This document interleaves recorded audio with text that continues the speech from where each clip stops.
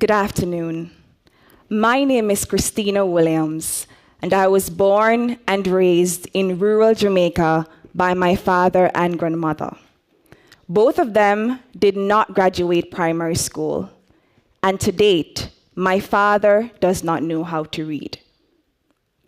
But my dad, in his infinite wisdom, possibly the smartest person I know, taught me the value of my voice. As soon as I knew how to read, introduced me to the newspapers. We would discuss social issues, and from there, I developed my love for the law, my thirst for justice, and my desire to inspire and impact positive change. However, in my community, there were not many opportunities for affordable quality education or for meaningful employment.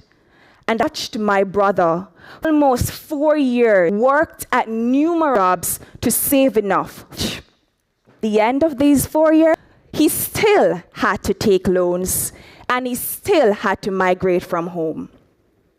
I watched my grandmother for many years and for many miles travel from my community to the city, to sell products, small farm.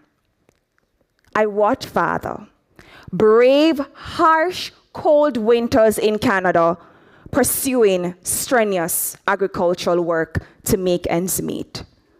A lot of movement in my family in the pursuit for opportunity.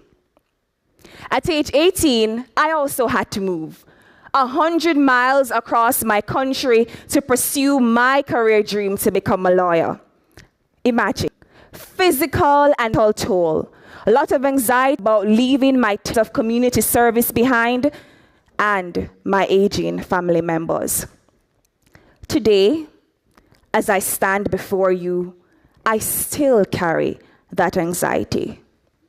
Will I ever access meaningful opportunity that will take my family out of poverty permanently?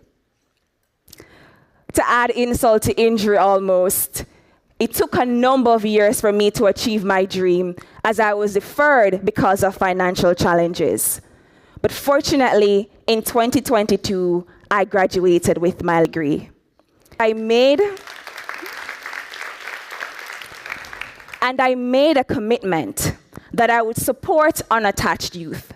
Those are the young people that are not enrolled in education, employment, entrepreneurship, or even voluntary service. So far, my story may sound profound, but it is not unique. This is the story of many of our young people across the world who do not have access to opportunities, which is why when we think about education, we must think beyond tuition. We must consider students' access to housing, transportation, food in their bellies so they can learn. When we think about employment, we must consider livable wages, that our young professionals can afford insurance, housing, pension benefits, can reinvest in their community, and if they wish, they can stay at home. The questions we tend to ask: what do young people want? What do young professionals require? The answer is sustainable careers. The kinds that allow us to be independent, self-sufficient, have pride and dignity, that we can take families and ourselves out of poverty. And one way to achieve this is through remote and flexible work environments.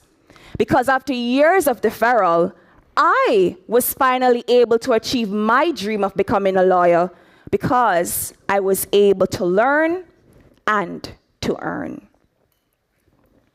What do we think is the opposite of poverty? It's not wealth. It's justice.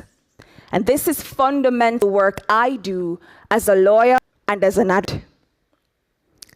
It is my hope that today and onwards, we will make a commitment to consider the complexity of the issues regarding education and employment. And in response to that, we will implement comprehensive solutions, because that is the only way we can truly declare that jobs are a path to prosperity. Thank you.